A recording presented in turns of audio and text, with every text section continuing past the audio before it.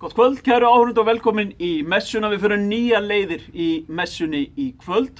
Við ætlum að athuga með sönghæfileika. Ég var plataður á dögunum til þess að taka lagið í útvarpsþætti og það gekk svona. Það rofar til inn í mér og lífið tekur lit. Veit nú hvað gefur mér mest og tilverunni glið.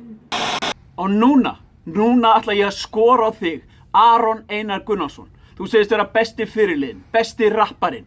Nú ætla ég að skora þig að rappa á Herrakvöldi Þórs 21. maí. Þetta á ekki að geta klikkað. Er það ekki?